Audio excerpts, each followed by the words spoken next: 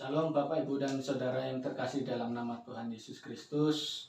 Mari sebelum kita mendengarkan firman Tuhan, kita bersatu di dalam doa. Kita berdoa. Ya Tuhan, segala tulisan yang Kau ilhamkan, jadikanlah itu untuk mendidik, mengajar kami di dalam kebenaran firman Tuhan. Kiranya Roh Kudus menerangi batin kami dan menjadikan kami pelaku-pelaku firman yang sejati. Amin. Bapak Ibu Saudara yang terkasih, mari kita buka kitab kita di dalam 2 Korintus 12 ayat yang pertama sampai dengan ayat yang ke-10. Paulus menerima penglihatan dan pernyataan. Aku harus bermegah, sekalipun memang hal itu tidak ada faedahnya. Namun demikian aku hendak memberikan penglihatan-penglihatan dan penghayatan-penghayatan yang kuterima dari Tuhan. Aku tahu tentang seorang Kristen 14 tahun lampau, entah di mana tubuh aku tidak tahu, entah di luar tubuh aku tidak tahu. Allah yang mengetahuinya. Orang itu tiba-tiba diangkat ke tingkat yang ketiga dari sorga. Aku juga tahu tentang orang itu, entah di mana, di dalam tubuh, entah di luar tubuh. Aku tidak tahu. Allah yang mengetahuinya. Dia tiba-tiba diangkat ke Firdaus dan ia mendengar kata-kata yang tidak terkatakan, yang tidak boleh diucapkan manusia. Atas orang itu aku hendak bermegah, tetapi atas diriku sendiri aku tidak akan bermegah, selain atas kelemahan-kelemahanku. Sebab sekiranya aku hendak bermegah juga, aku bukan orang bodoh lagi, karena aku mengatakan kebenaran. Tetapi aku menahan diriku supaya jangan ada orang yang menghitungkan kepadaku lebih daripada yang mereka lihat atau yang mereka dengar daripadaku, dan supaya aku juga jangan meninggikan diri karena pernyataan-pernyataan yang luar biasa itu. Maka aku diberi suatu duri di dalam dagingku, yaitu seorang utusan iblis untuk menggocoh aku, supaya aku jangan meninggikan diri. Tentang hal itu, aku sudah 3 kali berseru kepada Tuhan, supaya utusan iblis itu mundur daripadaku.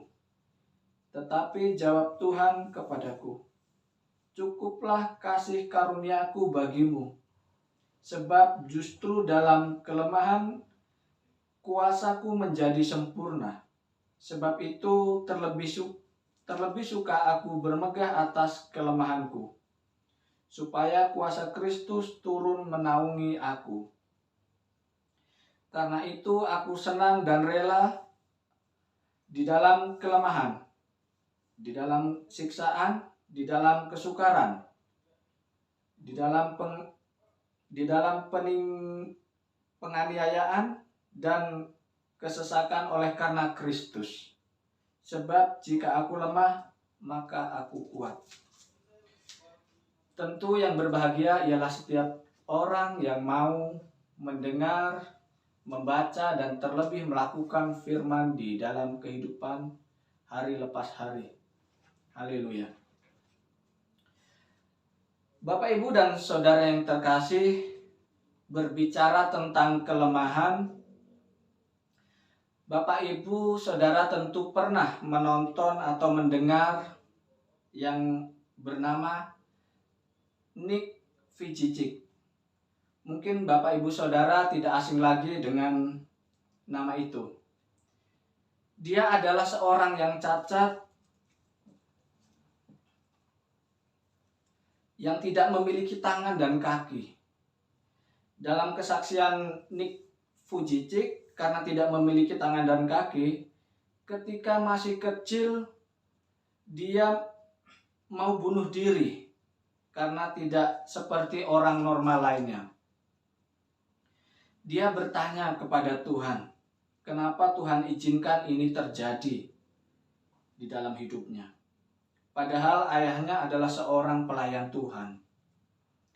Karena dia mau menenggelamkan dirinya di dalam bak mandi, dia mendapat suatu penglihatan, yakni ketika dia meninggal, tentu kedua orang tuanya akan menangis di kuburannya. Dan di situ ia sadar bahwa apa yang dilakukan itu adalah salah. Dia mulai bertobat dan dia belajar untuk mengenali Tuhan secara pribadi. Akhirnya Tuhan memakai hidupnya untuk menjadi orang yang memberkati dan memberikan motivasi kepada orang-orang yang memiliki kondisi dan keterbatasan seperti dirinya. Dia berterima kasih kepada Tuhan bahwa hidupnya itu sangat berarti bagi dirinya dan juga orang lain. Bapak, Ibu, dan Saudara yang terkasih, melalui kesaksian ini kita dapat melihat bagaimana Tuhan bekerja di dalam diri Nick Vujicic. Walaupun memiliki keterbatasan fisik, tetapi Tuhan mau memakai dia untuk menginspirasi dan memberi banyak orang untuk menyemangati hidupnya. Demikian juga dengan firman Tuhan kita saat ini, kita harus bermegah walaupun aku tahu itu tidak ada faedahnya. Karena Paulus harus menceritakan ini. Karena kondisi jemaat yang mulai merisaukan. Mengapa dia harus menegaskan tentang kondisi kerasulannya? Karena jika dia tidak menegaskan kerasulannya, bukan karena ia sombong, tetapi supaya jemaat yang lemah imannya itu dikuatkan. Itu sebabnya ia harus menceritakan dengan bermegah, bukan untuk kemegahan dirinya, tetapi itu untuk meyakinkan jemaat-jemaat yang mulai goyah imannya. Baginya itu tidak penting untuk bermegah diri. Namun demikian juga aku hendak memberitakan penglihatan dan penghayatan tentang yang kulihat dan aku terima dari Tuhan. Aku tidak tahu tentang orang Kristen 14 tahun yang lampau, entah dalam tubuh aku tidak tahu. Maksudnya adalah dia ke surga itu dengan tubuh jasmani atau rohaninya saja yang diangkat. Tetapi yang pasti adalah Allah yang mengetahuinya, dia tidak mengetahui. Dengan kata lain, dia tidak tahu persis kondisi dirinya, tetapi hanya Allah yang tahu di sana. Di dalam ayat yang 3, dia mengulangi lagi, entah di dalam tubuh atau di luar tubuh, dan seterusnya. Ini menunjukkan bahwa 2 kali dicatat bagaimana hal yang penting. Mungkin itu adalah hal yang luar biasa sampai dia tidak ingat secara pemahaman jasmani. Ia tiba-tiba diangkat ke Firdaus dan mendengar kata-kata yang tidak terkatakan. Yang ini tidak boleh diucapkan kepada manusia.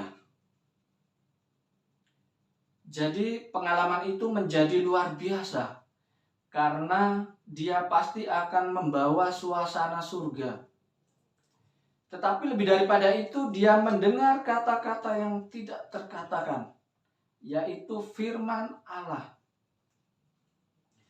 Bapak, Ibu, dan Saudara yang terkasih dalam nama Tuhan Yesus Kristus, kita saja yang di bumi ini ketika mengalami kesulitan, firman Tuhan yang kita baca bisa menguatkan kita. Terkadang kita di sebuah ibadah atau mendengar firman Tuhan itu menyegarkan, apalagi ia dibawa ke tempat surga yang penuh kemuliaan, dan ia mendengarkan firman itu secara langsung, dan ini menjadi pengalaman yang luar biasa yang dialami oleh Paulus. Jika kita selidiki dalam Alkitab, yang mengalami hal seperti ini hanya Paulus. Musa yang dikatakan orang yang dekat dengan Allah itu hanya di gunung saja, bukan di langit. Tetapi Paulus mengalaminya. Ini adalah sebuah bentuk pernyataan Paulus bahwa sesungguhnya kemuliaan Tuhan itu dinyatakan. Ini menjadi sebuah meterai bahwa ia adalah rasul yang sungguh-sungguh dari Allah itu sendiri. Ayat kelima dan keenam, atas orang itu aku bermegah, tetapi atas diriku sendiri aku tidak bermegah, selain atas kelemahan-kelemahanku. Ini menjadi kontradiksi. Orang itu dirinya sendiri, tetapi dia berkata bahwa atas diriku aku tidak bermegah. Ini maksudnya adalah bermegah karena Tuhan yang memberikan kemuliaan itu, bukan kondisi dirinya sendiri. Kenapa? Karena kondisi itu adalah orang yang lemah. Ini adalah sebuah pernyataan yang sangat rendah hati. Dalam ayat yang ke-6, sebab sekiranya aku hendak bermegah juga, aku bukan orang bodoh, karena aku mengatakan kebenaran. Tetapi aku menahan diriku supaya jangan ada orang yang menghitungkan kepadaku lebih dari pada apa yang kulihat atau yang mereka dengar daripadaku. Sungguh dia tahu diri dan mengerti Tuhannya. Dia terus berusaha mengatakan sesuatu supaya orang tidak salah tafsir. Dengan sederhana ia mengatakan seperti itu, supaya orang tidak menganggap aku hebat. Kalau hebat itu pasti Tuhan. Karena sesungguhnya aku penuh dengan kelemahan. Padahal sekali lagi ia mengalami pernyataan yang sangat luar biasa. Bapak, Ibu, dan Saudara yang dikasihi Tuhan, mengapa ia bisa rendah hati seperti ini? Karena ini adalah proses Tuhan.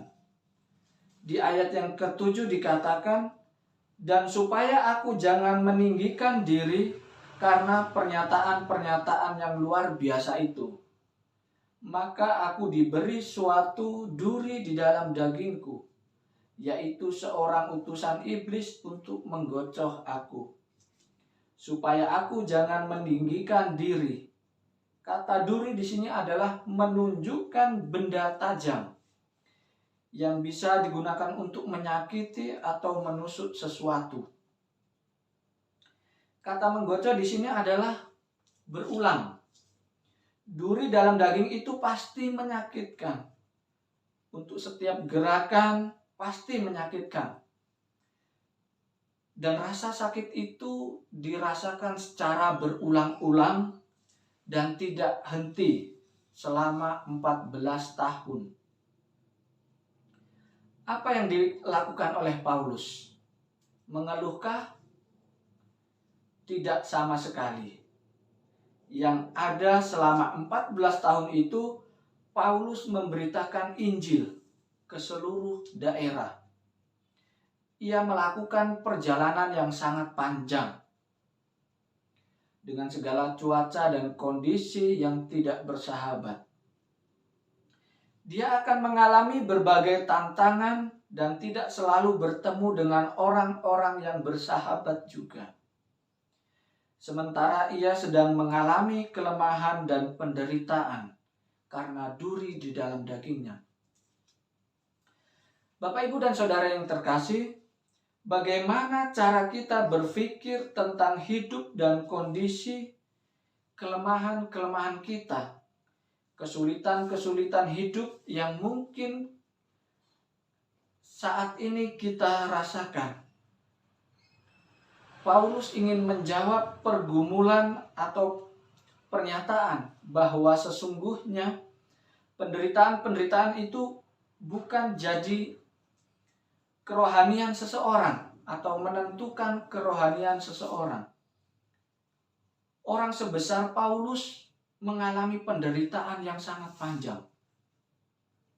Penderitaan bukan hanya selalu karena dosa, tetapi penderitaan-penderitaan yang ada itu di dalam kontrol kedaulatan Allah yang sangat bertujuan. Dan bagi kita adalah bagaimana kita mungkin bisa mendekatkan diri kita kepada Tuhan, sehingga kita tahu maksud Tuhan itu apa. Jika ada orang menderita, mungkin karena kesulitan perekonomian terus-menerus, maka bagian kita adalah mencari Tuhan. Kenapa Tuhan izinkan itu terjadi? Apa relasi kita yang kurang baik dengan Tuhan? Lalu setiap penderitaan membawa kita lebih dekat kepada Tuhan. Cari Tuhan. Dan ketika kita mencari Tuhan, maka kita harus mencari tahu suara Tuhan itu di mana. Firman-Nya di mana? Karena sesungguhnya salah satu anugerah Tuhan bagi orang percaya adalah kita memiliki firman itu sendiri. Kita mau mengerti apa isi hati Tuhan. Karena semua doa pasti dijawab oleh Tuhan. Amin.